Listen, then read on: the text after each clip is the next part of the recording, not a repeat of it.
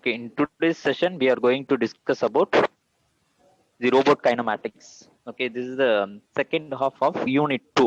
Okay, in the first half, we have discussed the synthesis of mechanisms. Okay, in which we have seen two methods. One is relative pole method and inversion method, and we have synthesized two types of mechanism. One is four link mechanism, then single slider crank mechanism. Okay, there are two types of methods like two position synthesis and three position synthesis.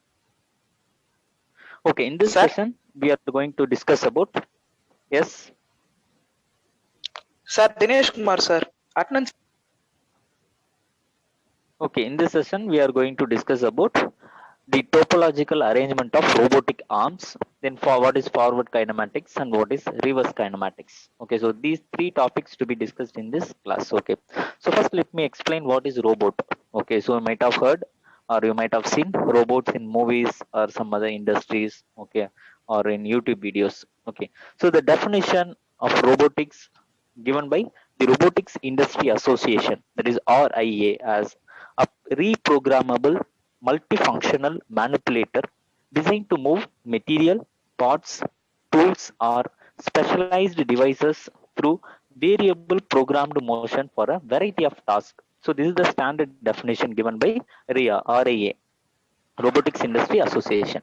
Okay, if you take any robot, it is a reprogrammable. Okay, so we can program the robot for our requirement. Okay, and it is a multifunctional manipulator. So the manipulator can be assigned to do any type of work. Okay, because it is a multifunctional manipulator designed to. Okay, for what purpose we use robot means that is we can use the robots to move material or handle materials or various parts of the machine or any automobile or anything or tools or specialized devices through variable programmed motion. So variable programmed motion means it the manipulator can take the circular path or linear path, or it can move in a different manner. Okay, for a variety of tasks. Okay, so robot means it is a reprogrammable multifunctional manipulator designed to move are designed to handle materials, parts, tools, or specialized devices. Okay, like nowadays, robots have been used in medical field also. Okay, for doing surgeries. Okay, we are using robotics in a many different fields.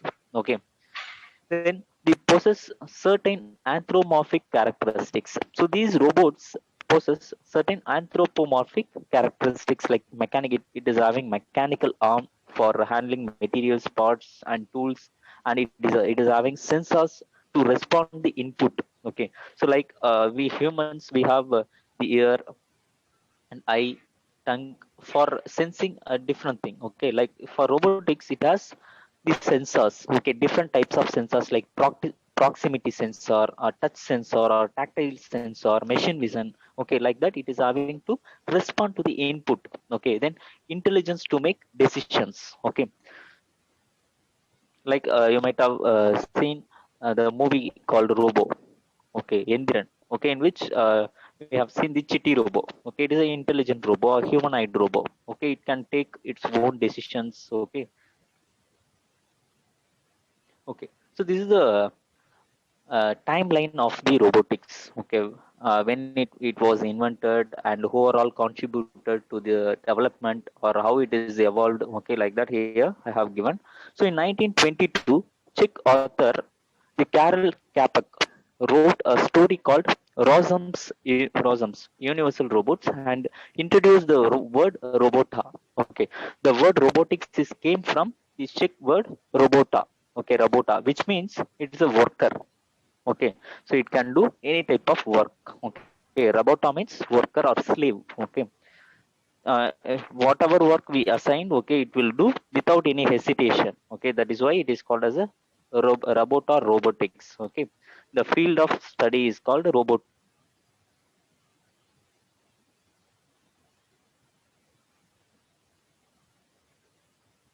Okay, 1954.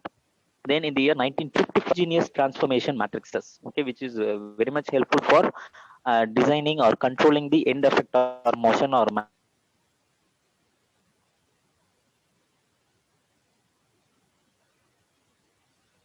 manipulator motion, okay, which will be discussed in the Rottenberg transformable matrices. Was formed. First industrial robots appeared. Okay, so in the year of 1962 or the 1940s,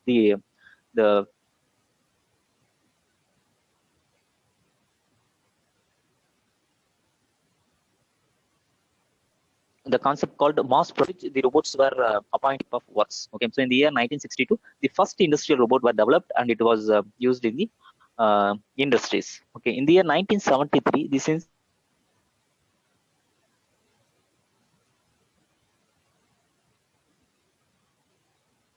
Cincinnati Milacron introduced popular in the industry. So it was used in the same. The Cincinnati Milacron was acquired by ABB. So this is a short history about the field called robotics.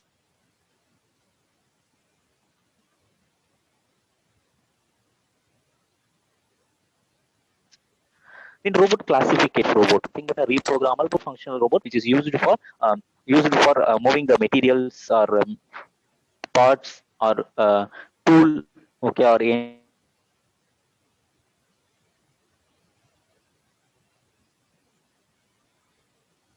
any specialized devices, okay, function. Okay, so that is the definition of how it was classified. Okay, the following is the classification of robots according to the Robotics Institute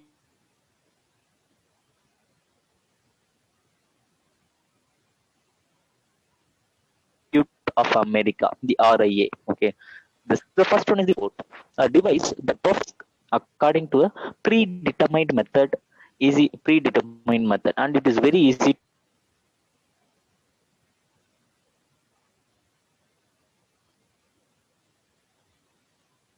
to modify. Okay, so this is a variable sequence robot, which means the robot, the device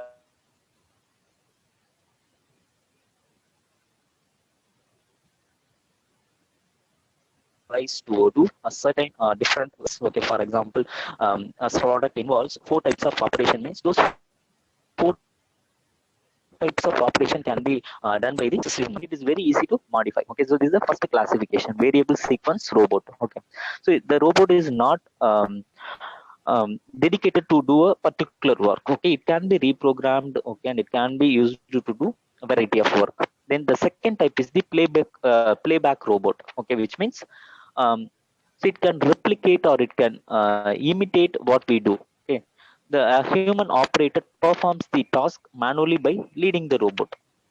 Okay, so the human operator has to move its arm.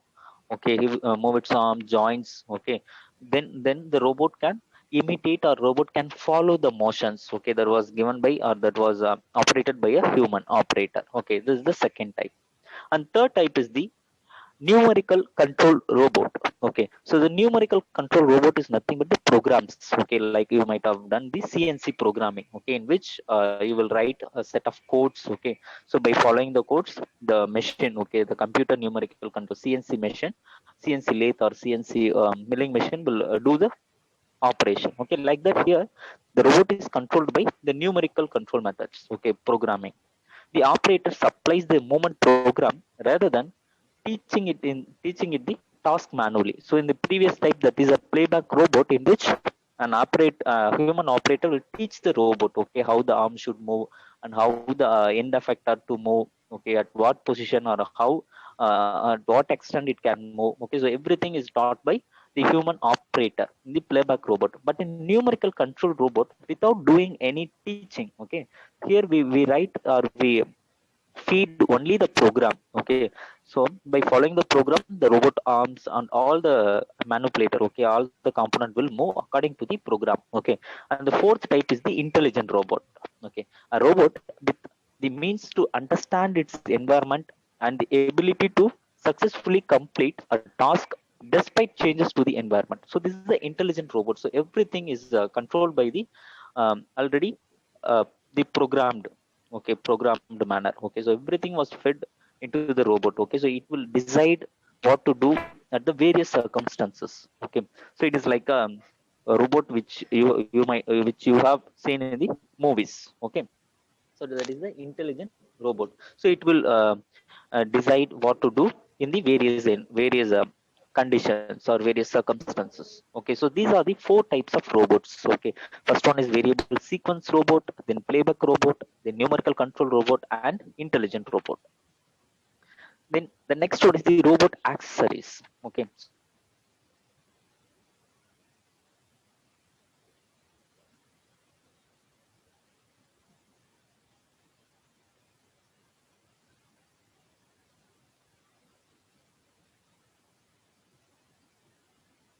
to enhance its operation or to enhance its performance. Okay, that is robot accessories.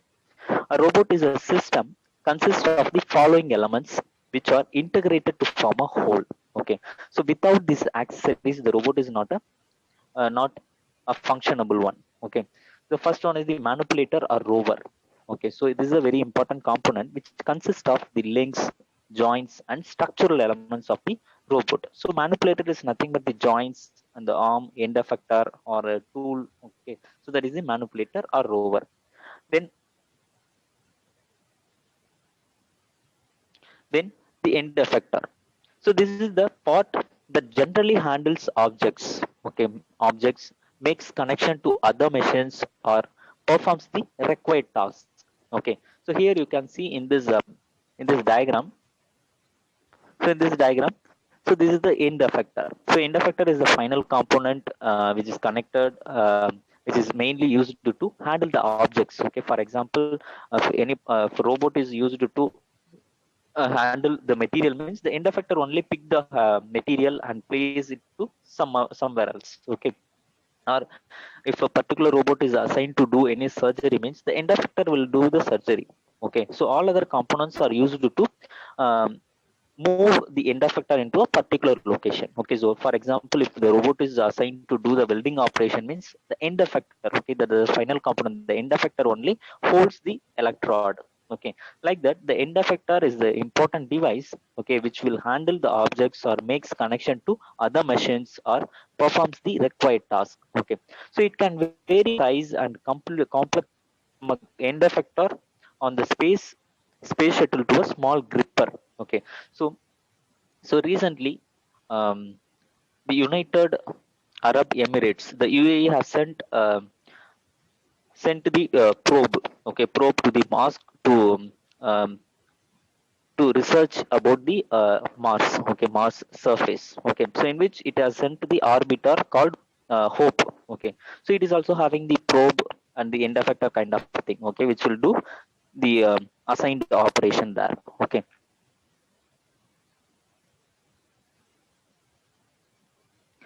then the other accessories, that is actuators.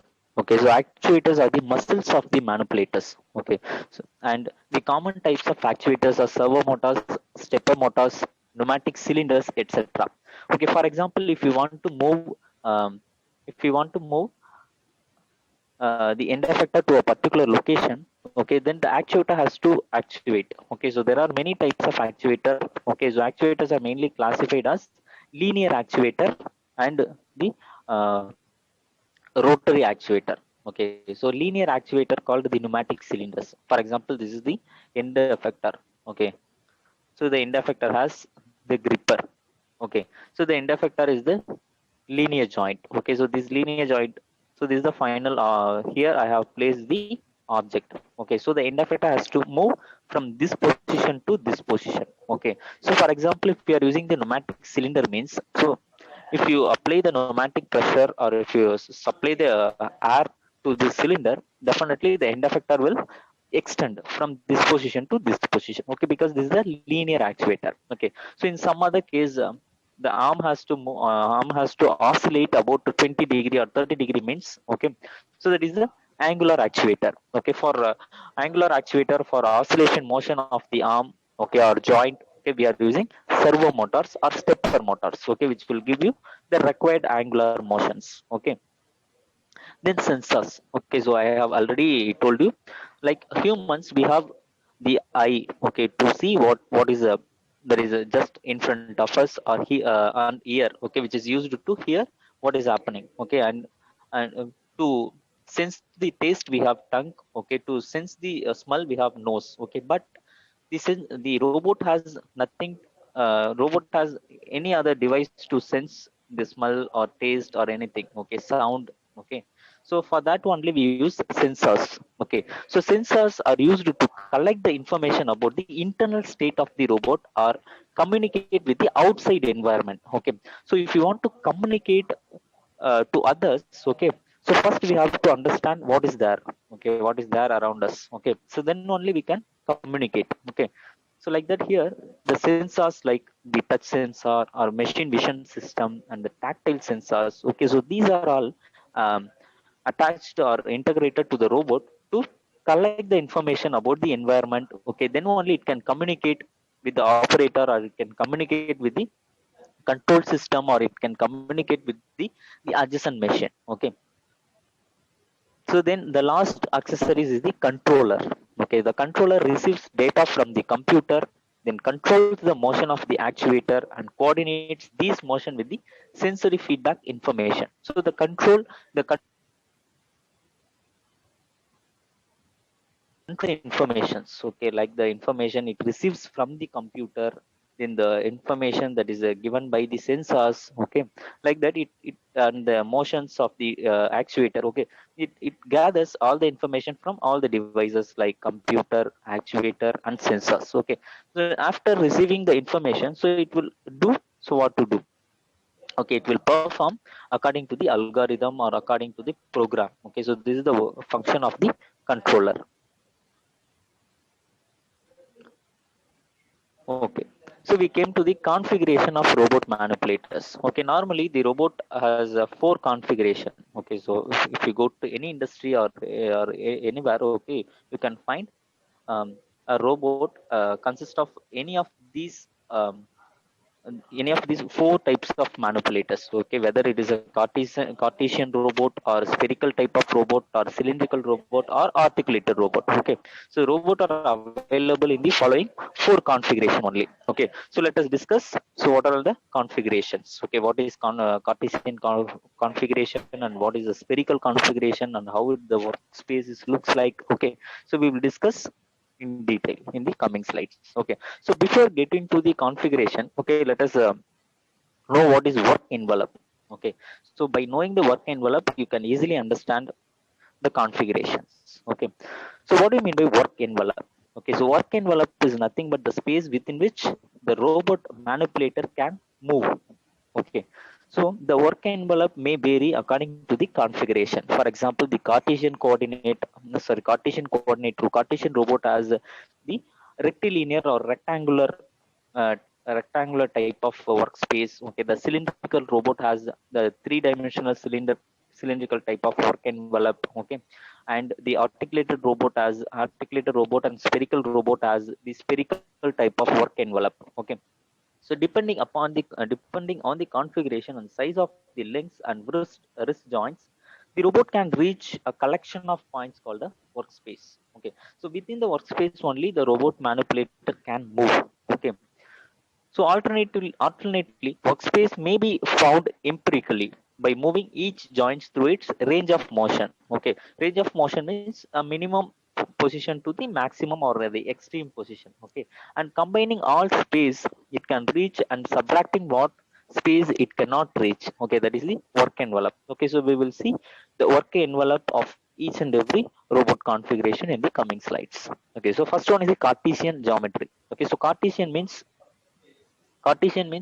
the rectangular or rectilinear or gantry type of robots. Okay, Cartesian means the x-axis and y-axis and z-axis. Okay, it will be in the rectangular shape or the rectilinear shape or the gantry. Okay, so that is the Cartesian geometry. Okay, the Cartesian robot has the ability to move its gripper to any position within the cube or rectangle defined as its work envelope. Okay, here the work envelope is in the form of cube or rectangular shape. Okay, so I will show you the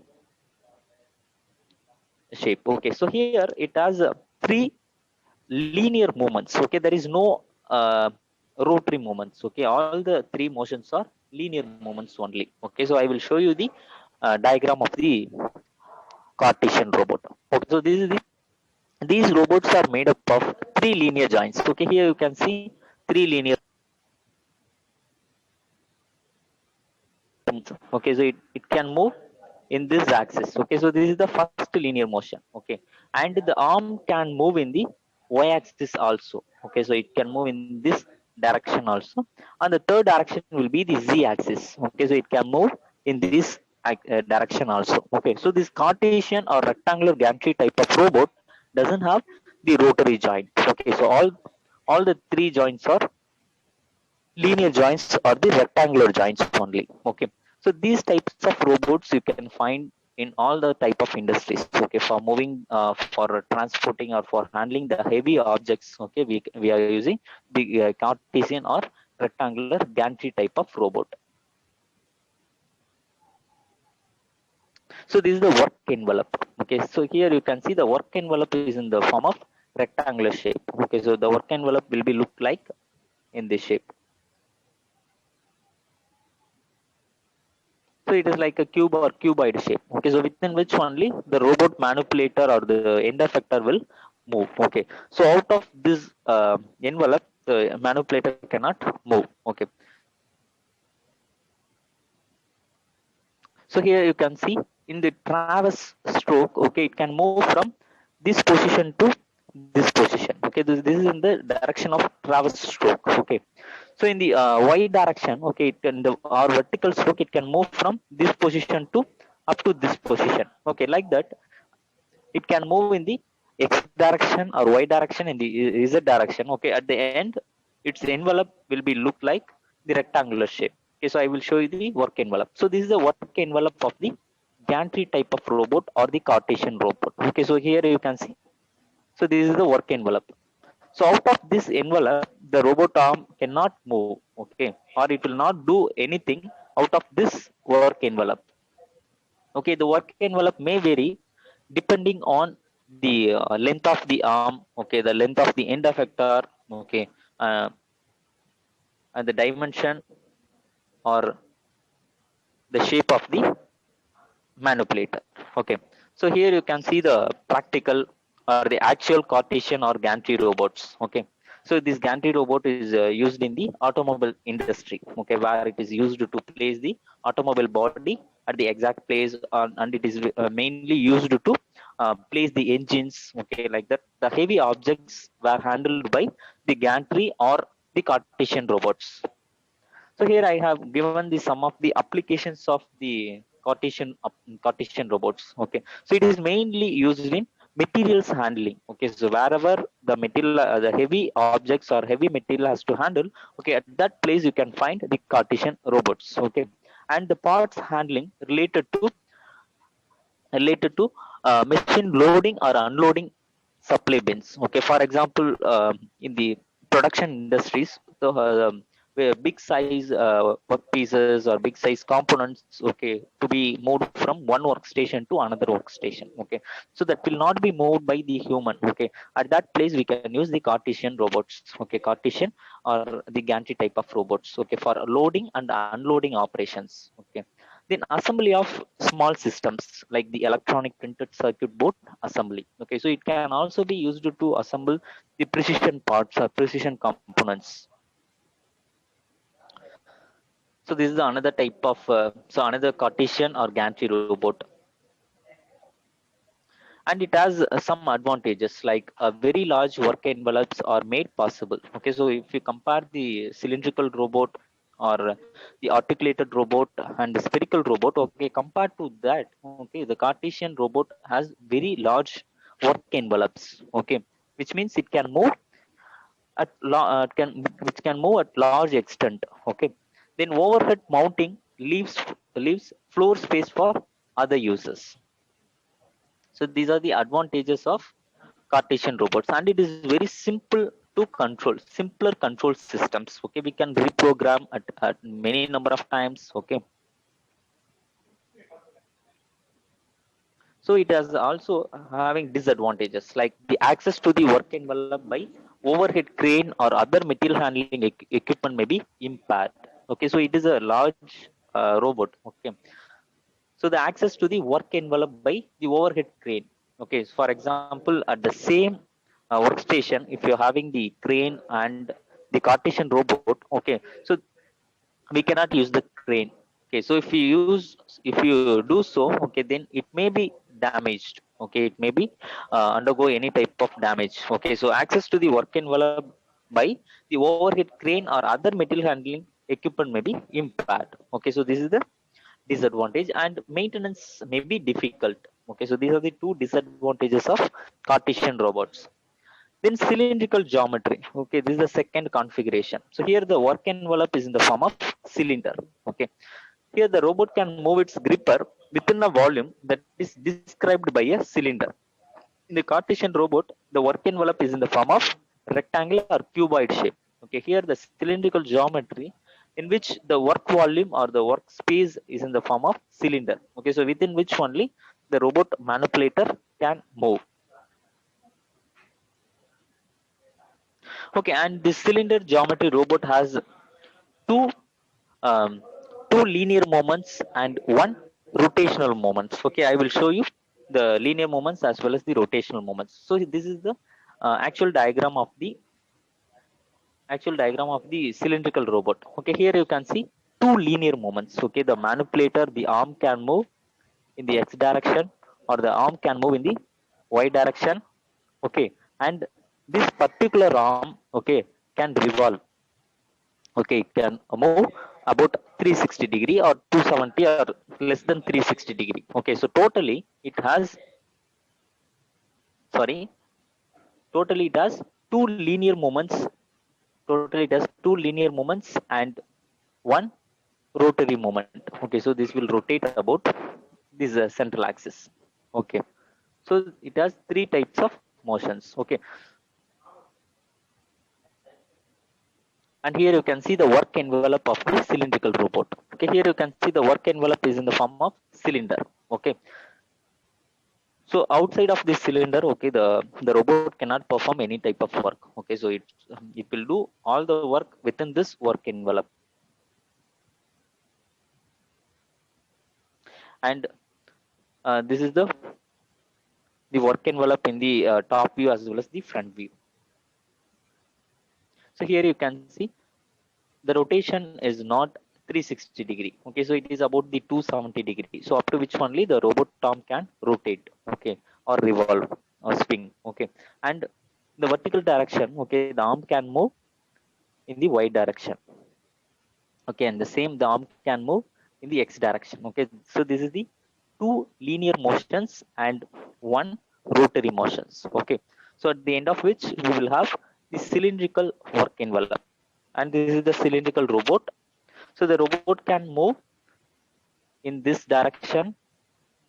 Okay, and the robot can extend in this direction, and the robot can revolve about this axis. Okay, so totally we have three motions. Okay, so let me tell you the advantage of cylindrical robots. Okay, here the horizontal reach into production machines is possible. Okay, so it can revolve as well as it can reciprocate. Okay, it can extend its arm up to a certain point. Okay, so that the horizontal reach into production machine is possible. Okay, so we can use it for loading or unloading operation. Okay, and pick and place operations. Okay, or palletizing operation. Okay, and the vertical structure of the machine conserves the floor space. Okay, so it can move in the vertical direction also, so it can conserve the floor space. And it is having the rigid structure, allows large payloads and good repeatability. And some of the disadvantages, like the most cannot rotate a full 360 degrees because of mechanical design limitations. So I have already showed you. Okay, so in the work envelope, it will not revolve about a 360 degree. Okay, so less than 360 degree revolution is only possible. Okay, because of the mechanical design limitations. Okay.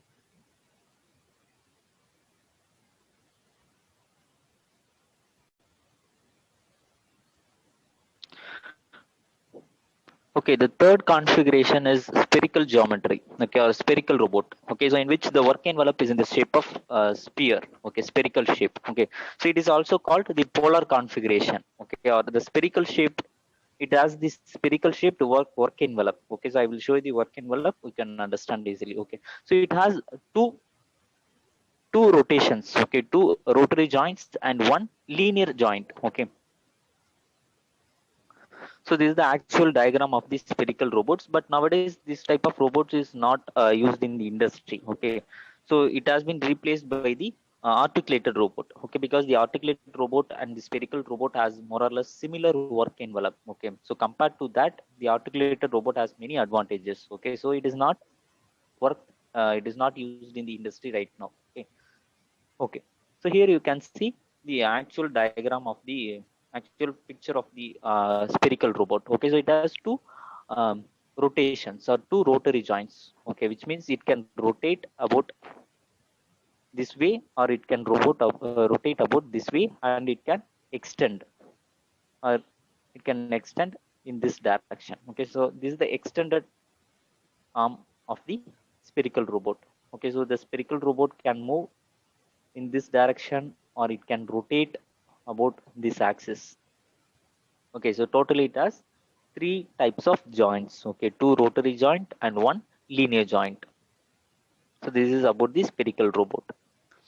So this is the line diagram of the spherical configuration or spherical joint. Okay, so 2 RP, so here you can see 2 RP, which means two rotations or two rotary joints, and P means the prismatic joint. Okay, prismatic joint is nothing but the linear joint. Okay, so two rotary joint and one prismatic joint. Okay, so this is the one linear joint or prismatic joint, and it has two rotary joints. So this is the one rotary joint, and this is the another rotary joint. Okay, this can rotate in this way, or it can rotate in this way. Okay, and it can extend in this axis. Okay, and this is a spherical robot work envelope. Okay, so if it is rotated in this manner means, so if it is a move in this way, okay, it can form the work envelope or the vertical stroke. Okay, so for example, I'm having a object here means, so it can easily pick up and place it to some other place. Okay, so this is the work envelope. So for example, if the object is here or if the object is here means, it cannot handle the object or handle the part, okay, because it is not inside the work envelope. So work envelope means this is the maximum, or it is a geometrical shape, okay, within which only the manipulator can handle the material or part or tool or anything. Okay, so for example, if the spherical robot arm is extend means, or so if the extension happen means, so so this is the limitation, okay, within which only the arm can extend. Okay, so it will form the work envelope. Okay, so I will show you the three-dimensional work envelope of the spherical robot. So this is the three-dimensional work envelope of the spherical robot. Okay, so here you can see the spherical shape. Okay, the work envelope of the spherical robot and the articulated robot is more or less same. Okay, so I have given you the applications of the spherical robot. Okay, so it is used in the machinery, okay, industry, to load or unload the parts. Okay, and the spherical robots have lost practicality in the workspace due to the articulated robot, because the work envelope of the articulated robot and the spherical robot is in the spherical shape only. Okay, and the articulated robot has 4 and 6 axes, so that the number of degrees of freedom is also more, and the workspace is very large. Okay, so that it can load or unload or can do any work, material handling work, with high efficiency. Okay,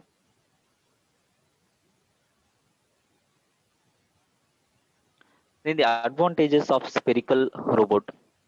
Okay, in the cylindrical robot, we have seen that the robot cannot rotate about 360 degree. Okay, so it will move less than 360 degree only. Okay, but that limitation has been eliminated by the spherical robot. Okay, because it can rotate, or it can take 360 degree rotation. Okay, so fully capable of 360 degree rotation. Okay, and the long horizontal reach, which means it can extend its arm to a larger distance. Okay, so that is the advantage of spherical robot.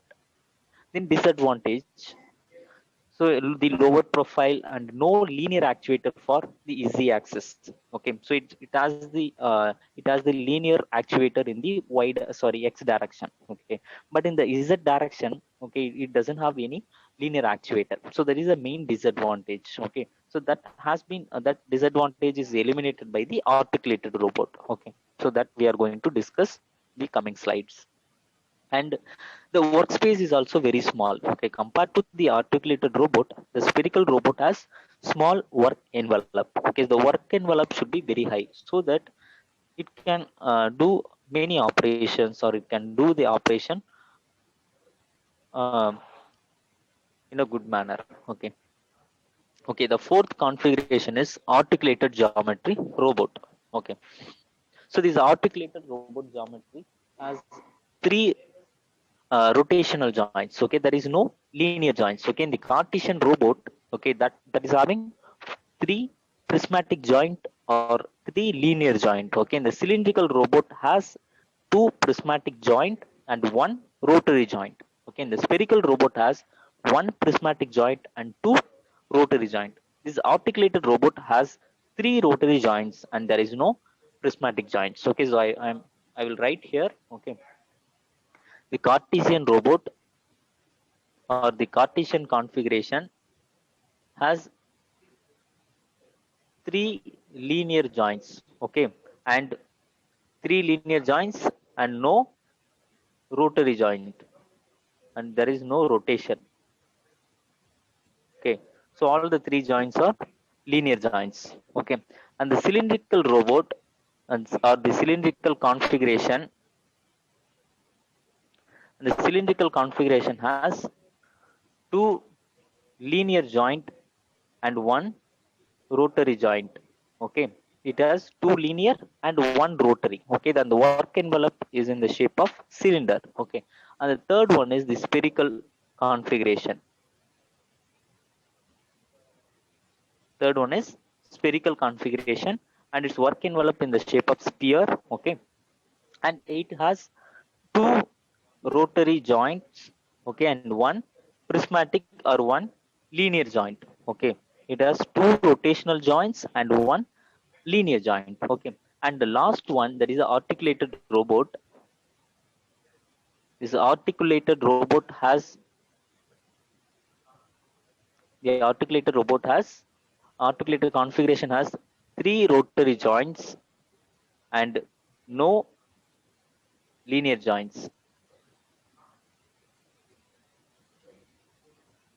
Okay, so Cartesian means three linear joints, no rotary joints. Cylindrical means two linear and one rotary. Spherical means two rotary, one linear. Articulated means the everything. Okay, the three joints were rotary joints. Okay, there is no linear joints. Okay, so this is the geometrical configuration of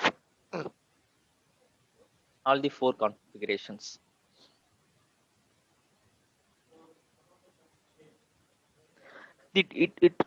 It has two variants. Okay, the first one is the vertically or horizontally articulated. One is the vertically articulated. The second one is the horizontally articulated or the SCARA robot. Okay, so in your in semester examination, you can expect the SCARA robot 16 mark question. Okay, so this is the most repeatedly asked question. Okay, so the SCARA means selective compliant articulated robotic arm. Okay, so I will show you the diagram of the SCARA robot. Okay, so the first one is the vertically articulated robot configuration. Okay, the additional rotary axis or the linear axis for the forearm link. Okay, it is also called the joint arm revolute or anthropomorphic. Okay, so I will show you the diagram. Okay, so that you will understand. And the second one is the horizontally articulated robot configuration. Okay, it has two angular positioning moments and one linear moment. Okay, so it is having two rotary joint and one linear joint in the horizontal one, and the previous one vertically articulated robot. So it is also having one linear axis. Okay, one linear moment. Okay, so I will show you the actual diagram of the vertically articulated as well as the horizontally articulated. So what do you mean by anthropomorphic? So anthropomorphic is nothing but the human like hand structure. Okay, the articulated anthropomorphic are three or means three rotary joints. Okay, an articulated robot joints all are revolute similar to human arm. Okay, it is similar to human's arm. So here you can see we have three articulated robot arms. Okay, so this is similar to our arm. Okay, it has three rotational joints or revolute joints. Okay, so here you can see this is the revolute joint 1, and this is the revolute joint 2, and this is the revolute joint 3. Okay, so can this arm can rotate, okay, about this axis. Okay, and this arm can rotate about this axis, and this entire structure can rotate about this axis. Okay, so totally it is having three rotary joints. Okay, and this is the selective compliance assembly robot arm, that is a SCARA robot. Okay, so if you see in the work envelope of the spherical robot and the SCARA or the selective compliance assembly robot arm, so it is similar, both are similar, spherical robot configuration and the articulated robot configuration. Okay, so it is having two revolute joints and one prismatic or linear joint. Okay, so that is what given here, 2 or 1p.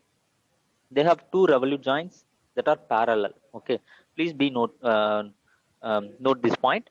They have two revolute joints. Okay, this is the one revolute joint, and here we have the another revolute joint. So both the joints are parallel. Okay, so these joints are parallel, so the axes are parallel. Okay, and allow the robot to move in a horizontal plane. Okay, because so it cannot move in the vertical plane. Okay, so it will move in the horizontal plane only. Okay, plus an additional prismatic joint that moves vertically. Okay, so the entire structure, so okay, this arm and this arm cannot move in the vertical direction. Okay, so it can take its motion in the horizontal direction only. Okay, and the third joint, that is a prismatic joint. Okay, this is the prismatic or the linear joint. Okay, so it can move the vertical direction. Okay, so it can move the vertical direction. Okay, it will move in this direction. Okay, but these two arms cannot move in the vertical direction. Okay, so it can rotate. Okay, or it can move in the horizontal direction only. Okay, that is a selective compliance assembly robot arm, or this simply SCARA robot. And this is a work envelope. So the work envelope is similar to the spherical robot and here. Okay, and this is the end effector. Okay, so end effector is nothing but a gripper. Okay, gripper in case of pick and place robot, or the end effector may be a welding electrode. Okay, in case of a welding robot. Okay,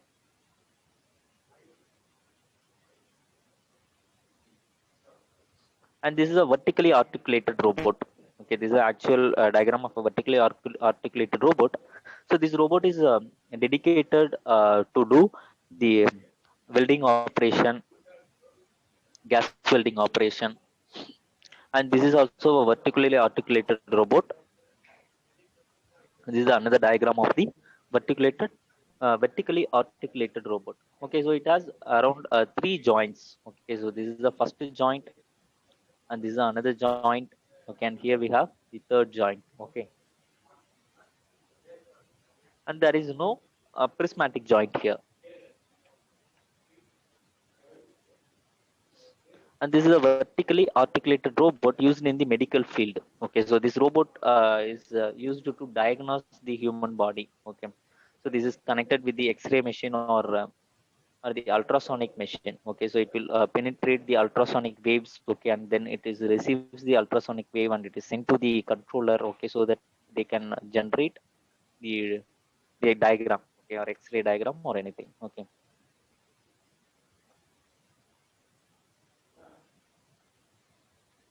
and this is also a diagram. Okay, which is used in the production industries.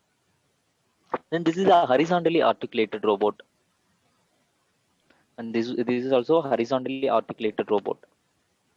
The selective compliance articulated robot is a horizontally articulated robot. Okay, so this cannot move in the vertical direction, and this arm is also not moving the vertical direction, but the end effector or the prismatic joint is can move in the vertical direction. Okay, so this is the horizontally articulated robot. Okay, the advantages of articulated robot is it occupies a minimum of floor space. It occupies a minimum of floor space, but its working envelope is very big. Okay, A good size to reach ratio achieves more reach. Okay, its size is small, but it can reach the maximum distance. Okay, and high positioning mobility of the end of the arm tooling allows the arm to reach into enclosures and around the obstruction. For example, the object is placed inside a box or object is placed in an intricate shape means this the selectively scalar robot or the articulated robot can be used in the enclosure or the highly complicated shapes. Okay, it can move in that. Then the disadvantages of articulated robot, like it has the need for more sophisticated control requirements. Okay, the controlling of the robot is very complicated because it is mostly used to perform the operation in the places where the obstruction is more. Okay, so if the obstruction is more means we have to use the sophisticated or highly advanced control requirements, control equipments. Okay, then the higher associated cost. So is this compared to all this configuration, the last one, there's the articulated robot configuration is the highly cost one. Then, despite any disadvantages, articulated robots dominate the automated world industry because it has many number of degrees of freedom. Okay, and it can be used in the enclosure or it can be used in the highly complicated spaces, intricate shapes. Okay, they are known for their speed and agility. Okay, so they can perform the operation with high speed. Okay, so we can reduce the production time. Okay, and this is the last topic, that is a forward kinematics and reverse kinematic or inverse kinematic or backward kinematics. Okay, so let me explain what is kinematics. Okay, kinematics is nothing but study of body which is in motion. Okay, without considering the force which causes the motion. Okay, that is the kinematics. Okay, we will consider only the outcome.